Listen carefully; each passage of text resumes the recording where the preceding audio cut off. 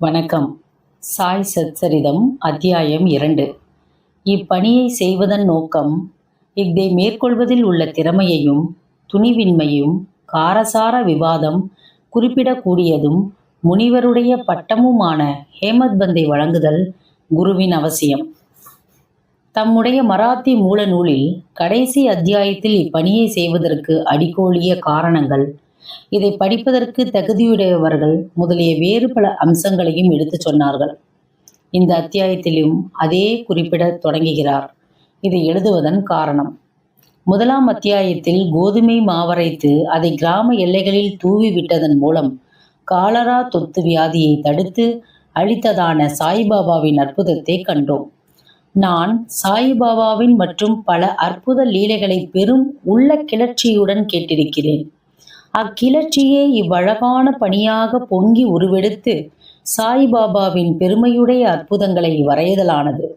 அவருடைய அடியவர்களுக்கு உற்சாகமூட்டுவதாகவும் அறிவுறுத்துவதாகவும் இருப்பதுடன் அவர்களின் பாவங்களையும் நீக்குமாதலினால் நான் சாய்பாபாவின் புனித வரலாற்றையும் அவருடைய போதனைகளையும் வரையத் தொடங்கினேன். ஞானியின் வரலாறு என்பது தர்க்க சாஸ்திரங்களுக்கோ பட்டிமன்றத்திற்கோ உரியதன்று. அஃது உண்மையும் பெரியதுமானபடியே காண்பிக்கிறது. பணியை செய்ய திறமையின்மையும் துணிவின்மையும். தாம் இப்பணியை செய்ய தகுதியுடையவர்கள் அல்ல என்பது ஹேமத்பந்த் நினைத்தார். எனக்கு நெருங்கிய நண்பனின் வாழ்க்கையே தெரியாது. அப்படி எனது மனதையும் நான் அறியேன். இவ்வாறு இருக்கையில் வேதங்களால் கூறவியலாத ஒரு ஞானியின் வரலாற்றையோ அல்லது அவதாரத்தின் குணங்களையோ நான் எங்கனம் எழுதுவேன்? ஒரு ஞானியின் வாழ்க்கை விவரிக்கும் ஒருவனும் ஞானியாகவே இருக்க வேண்டும். எனவே நான் எங்கனம் அவர் தம் புகழை விவரிக்க இயலும்? ஞானியின் வாழ்க்கையை வரைவதென்பது மிக கடினமானதாகும். ஒருவன் 7 கடல் ஆழத்தையும் அளவிட்டு விடலாம். துணி ஜோடனைகளால் ஆகாயத்தையும் அலங்கரித்து விடலாம். இது தீரமிக்க செயலாகும் என்று நான் அறிவேன். இது என்னை பார்த்த பிற நகைக்க இடம் கொடுத்துவிடும் என நான் சாய்பாபாவின் அருளை நாடினேன். அடியவர்கள் விரும்பும் வெற்றிகரமாய் முடிவுறும் இப்பணியை மேற்கொள்வதற்கு ஞானியத்தம் வாழ்க்கை வரலாற்றை எழுதுவோரை கடவுள் விரும்புகிறார் என்று மகாராஷ்டிரத்தை சேர்ந்த முன்னோடி கவியும் ஞானியுமான ஸ்ரீ ஞானேஸ்வர் மகாராஜ் என்பவர் எடுத்தியம்பிருக்கிறார். இப்பணியை ஞானிகள் சங்கல்பிக்கிறார். அடியவன் அம்முடிவை அடைய மறைமுக காரணமாகிறான் அல்லது கருவியாகிறான். உதாரணமாக சக வருடம் 1700 கவி மகிபதி ஞானிகளின் வாழ்க்கையை எழுதும் உயர் நோக்கம் கொண்டார். ஞானிகள் அவரை சங்கல்பித்து பணியை நிறைவேற்றி வைத்தார்கள். அம்மாதிரியே சக வருடம் 1800 தாஸ்கனுவின் சேவையும் அங்கீகரிக்கப்பட்டது. முனைவர் பக்த விஜயம், சந்த விஜயம், பக்த லீலாம்ருத், சந்த லீலாம்ருத் என்னும் 4 நூல்களையும் பின்னவர் நவீன ஞானியரை பற்றி விவரிக்கப்பட்ட பக்த லீலாம்ருத், சந்த கதாம்ருத் என்ற நூல்களையும் இயற்றினார். பக்த லீலாமிருத்தின் 31, 32, 33 அத்தியாயங்களிலும் சந்த கதாமிருத்தின் 57ஆம் அத்தியாயத்திலும் சாயிபாபாவின் சுவையான வாழ்க்கையும் அவரின் அறிவுரைகளையும் நன்றாக சித்தரிக்கப்பட்டு கொண்டிருக்கின்றன. இவை சாயி லீலா சஞ்சையில் தொகுப்பு 11, 12 and 17 தனியாக பதிப்பிக்கப்பட்டிருக்கின்றன. படிப்பவர்கள் இவ்வத்தியாயங்களை படிக்க வேண்டி கொள்ளப்படுகிறார்கள். அங்கனம் பாந்திராவை சேர்ந்த திருமதி சாவித்ரிபாய் ரகுநாத் டெண்டுல்கர் பதிப்பித்துள்ள சாயிநாத் பஜன்மாலா என்ற சிறிய அடக்கமான புத்தகத்திலும் சாயிபாபாவின் அற்புத லீலைகள் சித்தரிக்கப்பட்டிருக்கின்றன.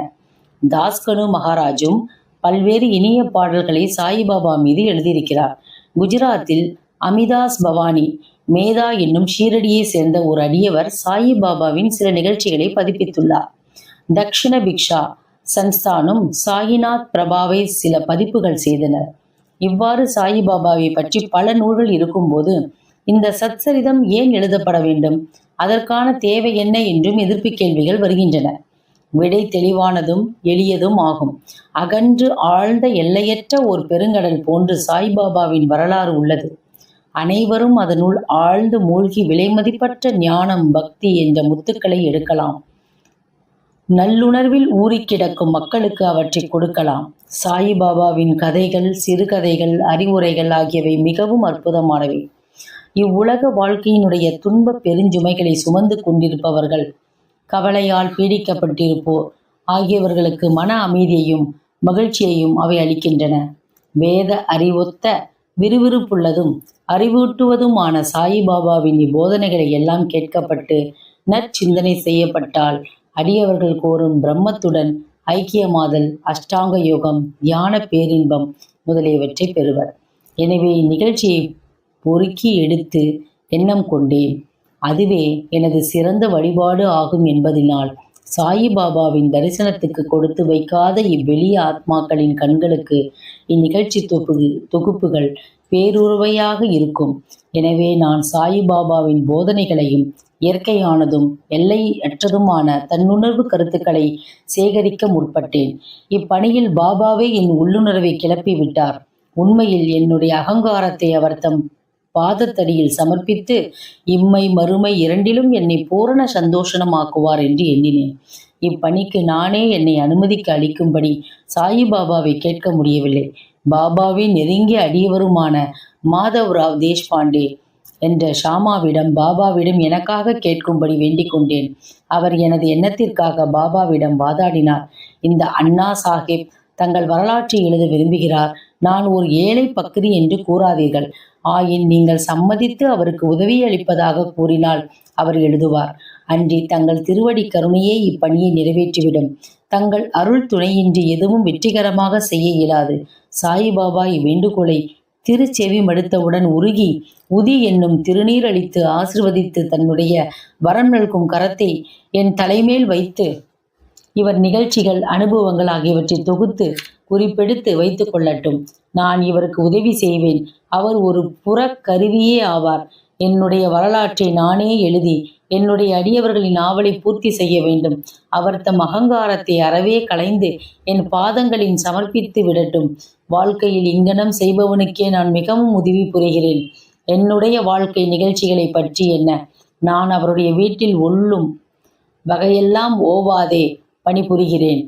அவருடைய அகங்காரம் சிறு துளியும் இஞ்சிராமல் அறவே அளிக்கப்பட்டு விட்டால் நானே அவருள் புகுந்து என் வாழ்க்கை நிகழ்ச்சிகளை எழுதுவேன். அடியவர் தம் உள்ளங்களில் எனது நிகழ்ச்சிகள், அறிவுரைகள் நம்பிக்கையூட்டும். எளிதில் தன்னை உணரலாம். பேரானந்த பெருநிலையும் அவர்கள் எளிதில் பெறுவார்கள். ஆயின் ஒருவரது சொந்த கருத்தையே நிலைப்படுத்துதல், மற்றவர் கருத்தை மறக்கச் செய்யும் முயற்சிகள், ஒரு பொருளின் நன்மை தீமை இவற்றை பற்றி விவாதங்கள் இருத்தல் கூடாது என்று பகிர்ந்தெழுதினார்.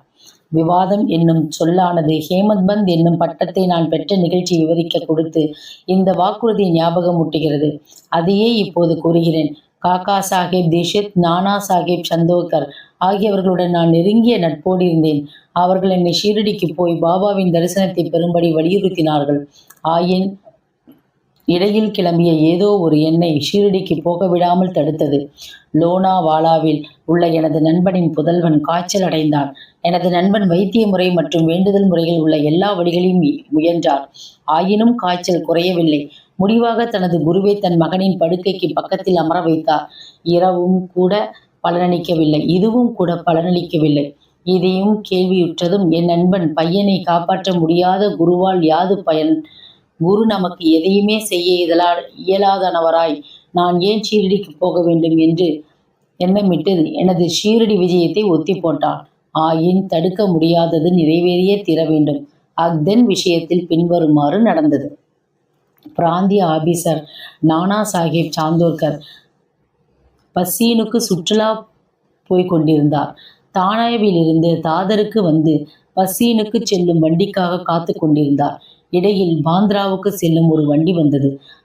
அதில் அவர் ஏறி அமர்ந்து பாந்திராவுக்கு வந்து என்னை கூப்பிட்டு அனுப்பினார். நான் ஷீர்டி விஜயத்தை கைவிட்டது குறித்து என்னை கடிந்தார். எனது ஷீர்டி பயணத்தை பற்றி நானாவின் வாக்குவாதங்கள் திருப்தியளிக்கக்கூடியதாகவும் உற்சாகமூட்டுவதாகவும் இருந்தன. எனவே நான் அன்றிரவே ஷீர்டி புறப்பட திட்டமிட்டேன். என்னுடைய சாமான்களை கட்டி முடித்து ஷீர்டிக்கு புறப்பட்டேன். தாதருக்கு போய் அங்கிருந்து மன்மாட் போகும் வண்டியை பிடிக்க திட்டமிட்டு தாதருக்கு பயணச்சீட்டு பெற்று வண்டியில் அமர்ந்தேன். வண்டி புறப்பட இருக்கும் போதே ஒரு முஸ்லிம் பெரியவர் விரைவாக எனது பெட்டிக்கு வந்தார். எனது மூட்டை முடிச்சுக்களை பார்த்துவிட்டு போகும் இடம் என்ன என்று கேட்டார். நான் எனது திட்டத்தை கூறினேன்.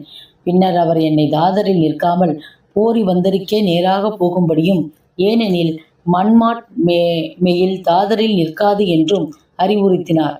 இவ்வற்புதம் நிகழ்ந்திராவிடில் ஷீரடிக்கு திட்டமிட்டபடி அடுத்த நாளே போய் சேராதிருந்திருப்பேன். பல ஐயங்கள் என்னை கடுமையாக தாக்கியிருக்கக்கூடும். ஆயின் அடுத்த நாள் காலை 9-10 மணிக்குள்ளாகவே ஷீரடியை அடைந்தேன். அங்கே பாவ் சாஹிப் எனக்காக காத்து கொண்டிருந்தார். இது 1910 நிகழ்ந்தது. அப்போது யாத்ரீக அடியார்களுக்கு ஒரே ஒரு தங்குமிடம்தான் இருந்தது. அது சாதேவினுடைய வாதாவாகும். குதிரை வண்டியிலிருந்து இறங்கிய பின்னர் பாபாவின் தரிசனம் பெற ஆவலாய் ஏங்கியிருந்தேன். மசூதியில் நின்று திரும்பி வந்த பெரும் அடியவரான தாத்யா சாஹேப் நூல்கர் சாயிபாபா வாதாவின் மூலையில் இருக்கிறார். முதலில் ஒரு முன்னோடி தரிசனம் செய்துவிட்டு குளித்த பின் சாவகாசமாய் பார்க்கலாம் என்று கூறினார். இதை கேட்டவுடனேயே நான் பாபாவிடம் ஒரு சாஷ்டாங்க நமஸ்காரம் செய்தேன். எனது மகிழ்ச்சிக்கு எல்லை இல்லை. நானா சாஹேப் சாந்தோர்கர் என்னிடம் கூறியதற்கு அதிகமாகவே கண்டேன். என்னுடைய புலன்களெல்லாம் திருப்தி அடைந்தன. நான் பசி தாகத்தை மறைந்தேன். சாயிபாபாவின் பாதங்களை தொட்டவுடன் ஆசீர்வதிக்கப்பட்ட ஒரு புத்தம்புது வாழ்வையை அவர் எனக்கு அருளியதை உணர்ந்தேன். என்னை இச்செயலில் இடைவிடாமல் தூண்டி சாய்பாபாவின் தரிசனத்திற்கு உதவி புரிந்தவர்களுக்கு கடமைப்பட்டதை கருதினேன். அவர்களை உண்மை உறவினர்களாக நினைக்கின்றேன். அவர்களுடைய கடனை நான் திருப்பித் தர முடியாது. அவர்களை நினைத்து அவர்கள் முன் வீழ்ந்து வணங்குகிறேன். சாயிபாபாவின் தரிசனத்தில் உள்ள நூதனமானது நான் கண்டவாறு நம்முடைய எண்ணங்கள் மாறுகின்றன. முன்னைக்கு கருமங்களின் வலிமை அளிக்கப்படுகின்றன அல்லது பற்றற்ற நிலை அதிகரிக்கின்றது. முன்னை பிறவிகளில் செய்த பல நற்கருமங்களால் அத்தகைய சுப தரிசனம் அடைய பெறுகிறது. நீங்கள் சாயிபாபாவை கண்டுவிட்டீர்களானால் புற உலகு எல்லாம் சாய்பாபாவாக தோற்றமளிக்கும். சூடான விவாதம். குருவின் தேவையை பற்றி எனக்கும் பாலா சாஹிப் பாடைக்கும் இடையில் ஒரு சூடான விவாதம் நான் ஷீரடிக்கு வந்த தினத்தன்று நடைபெற்றது. நம் சுதந்திரத்தை நாம் ஏன் இழக்க வேண்டும்? மற்றவர்களிடம் ஏன் சரணாகதி அடைய வேண்டும் என்று நான் விவாதித்தேன். நாம் நம்முடைய கடமையை செய்ய வேண்டியிருக்கையில் ஏன் குரு தேவைப்படுகிறார்? ஒருவன் தன்னாலான முயற்சிகளை செய்து தன்னைத்தானே காப்பாற்றிக் கொள்ள வேண்டும். சோம்பேறியாக தூங்குவதை தவிர வேறெதையும் செய்யாத ஒருவனுக்கு குரு என்ன செய்துவிட முடியும்? இங்கனம் நான் சுதந்திர எண்ணத்திற்கு வாதாடினேன்.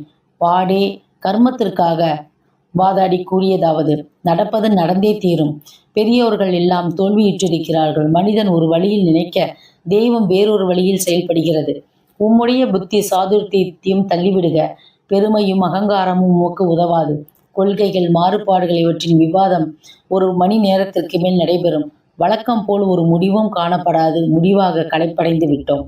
நானும் மன அமைதியை இழந்தேன். வலிவான சரீர அபிமானம், அகங்காரம் இவை இல்லாவிடில் விவாதமே இல்லை என கண்டேன். அகங்காரமே விவாதத்தை வளர்க்கின்றன என்று கூறலாம். பிறகு நான் மசூதிக்கு மற்றவர்களுடன் சென்றபோது காக்கா சாஹிப் தீட்சித்தை பாபா பின்வருமாறு வினாவினார். சாதே வாதாவில் என்ன நடந்து கொண்டிருக்கிறது? விவாதம் எதை பற்றியது என்று கூறி என்னை உற்று நோக்கி மேலும் வினவிதியாவது, ஹேமத் பந்த் என்ன கூறுகிறார்? இவ்வார்த்தைகளை கேட்டு நான் மிகவும் ஆச்சரியமடைந்தேன். நான் தங்கியிருக்கும் விவாதம் நடந்ததுமான சாதே வாதாவானது மசூதி நின்றும் நல்ல தூரத்திலிருந்து சர்வ வியாபியாகவும் அகத்திலிருந்து ஆட்டி வைப்பவராகவும் இல்லாவிடில் எங்களது விவாதம் பாபா எங்கனம் அறிந்திருக்க முடியும்? முக்கியமானதும் ஞானம் மிளிர்வதுமான பட்டம். சாயிபாபா என்னை ஏன் ஹேமத் பந்த் என்னும் பெயரால் அழைக்க வேண்டும் என்று நான் என்னிடம் ஆரம்பித்தேன். இச்சொல் ஹேமத்ரிய பந்த் என்ற வார்த்தையிலிருந்து திருந்தப்பட்டதாகும். இந்த ஹேமத்ரிய பந்த் யாதவா அரச வம்சத்தை சேர்ந்த ராமதேவ், மகாதேவ் என்ற தேவகிரி அரசர்களின் புகழ்பெற்ற மந்திரியாவார். கல்வி கேள்வி நிரம்ப பெற்று நற்பண்புகள் நிறைய பெற்று அவர் ஆன்மீக விஷயங்கள் அடங்கிய சதுர்வங்க சிந்தாமணி மற்றும் ராஜ பிரஷ்தி போன்ற பல உயர்ந்த நூல்களின் ஆசிரியரும் ஆவார். கணக்கு பேரேடுகளில் புதிய முறைகளை கண்டுபிடித்து புகுத்தியவரும் மற்றும் மராத்திய சுருக்கெழுத்தின் கர்த்தாவும் ஆவார். ஆனால் நான் முற்றிலும் மாறுபட்டவன், அறிவற்ற, ஓட்டமற்ற, நடுத்தர எண்ணத்தோன். எனவே அந்த பட்டம் எனக்கு எதற்காக சூட்டப்பட்டது என்பது விளங்கவில்லை. ஆனாலும் அதை குறித்து தீவிரமாக சிந்தித்து அது என் அகங்காரத்தை அழித்து பணிவாகவும் அடக்கமுடனும் இருக்க வேண்டும் என்பதற்காகவே அளிக்கப்பட்டது என நினைத்தேன். விவாதத்தில் எனக்குள்ள புத்தி சாதுர்த்தியத்துக்காகவும் அது எனக்கு வழங்கப்பட்டதாகும். எதிர்கால நிகழ்ச்சிகளை உற்று நோக்கில் பாபாவினது சொற்கள் தாபோல்கரை ஹேமத் பந்த் என அழைத்தது முக்கியமானதும் தீர்க்க தரிசனம் நிறைந்ததும் ஆகும். ஏனெனில் மிகவும் புத்திசாலித்தனமாக சாயி சமஸ்தானத்தின் நிர்வாகங்களை கவனித்து எல்லா கணக்குகளையும் நன்றாக வைத்திருந்தது.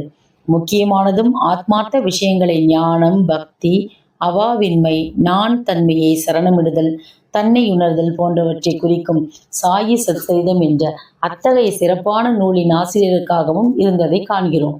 குருவின் தேவையை பற்றி ஹேமத்பந்த் பாபா இவ்விஷயத்தை பற்றி என்ன சொன்னார் என்பது எவ்வித குறிப்பும் விட்டு வைக்கவில்லை. ஆனால் காக்கா சாஹேப் தீக்ஷித் இவ்விஷயத்தை தனது குறிப்புகளில் புதுப்பித்துள்ளார். ஹேமத்பந்தின் சாயிபாபா சந்திப்பின் அடுத்த நாளில் பாபாவிடம் காக்கா சாஹேப் தீக்ஷித் சென்று தான் ஷீரடியை விட்டு போக வேண்டுமா என கேட்டார். பாபா ஆம் என்றார். பிறகு எங்கே போவது என யாரோ கேட்டார். பாபா உயர மேலே என்று கூறினார். அம்மனிதர் வழி எப்படிப்பட்டது என பாபாவிடம் வினவினார். பாபா கூறினார், அங்கே போவதற்கு பல வழிகள் உள்ளன. இங்கிருந்தும் ஒரு வழி உள்ளது. பாதை கடினமானது. புலிகளும் ஓநாய்களும் வழியில் உள்ள காடுகளில் உள்ளன. நான் காக்கா சாஹேப் தீக்ஷித்திடம் கேட்டேன், ஒரு வழிகாட்டியை நாம் அழைத்து போனால் என்ன? அதுக்கு பாபா கூறினார், அப்போது கடினம் இல்லை. புலி, ஓநாய், படிக்குழிகள் முதலியவற்றிலிருந்து உன்னை விலக்கி உன் குறிக்கோளை அடைய நேரடியாக அழைத்து செல்வார். வழிகாட்டி இல்லை என்றால் காடுகளில் நீ காணாமல் போகலாம் அல்லது படுகொலியில் விழும் அபாயம் இருக்கிறது. இந்நிகழ்ச்சியின் போது தாபோல்கரும் அறை அருகே இருந்தார். இதுவே குரு அவசியமா என்னும் விவாதத்திற்கு பாபாவின் பதில் என்று எண்ணினார். ஒரு மனிதன் சுதந்திரமானவனா அல்லது கட்டுப்பட்டவனா என்னும் விவாதம் ஆன்ம விஷயங்களில் உபயோகமில்லை என்றும் இவ்வத்தியாயத்தின் மராத்தி மூலப்பதிப்பில் விளக்கப்பட்டபடி பெரிய அவதாரங்களான ராமர், கிருஷ்ணர் முதலியானோர் தமது குருக்களான வசிஷ்டர், சாந்தீபனி ஆகிய முனிவர்களிடம் தன்னை அறிவதற்காக சரணடைந்தார்கள் என்றும் குருவினுடைய உபதேசத்தினாலேயே பரமார்த்திகம் அடையப்படுகிறது என்றும் நம்பிக்கையும் பொறுமையுமே அத்தகைய முன்னேற்றத்திற்கு தேவையான நற்பண்புகளாம் என்பதுமே பாபாவின் திருக்குறிப்பாகும். ஸ்ரீ சாயை பணிக. அனைவருக்கும் சாந்தி நிலவட்டும். நன்றி, வணக்கம். மீண்டும் அடுத்த அத்தியாயத்தில் சந்திப்போம்.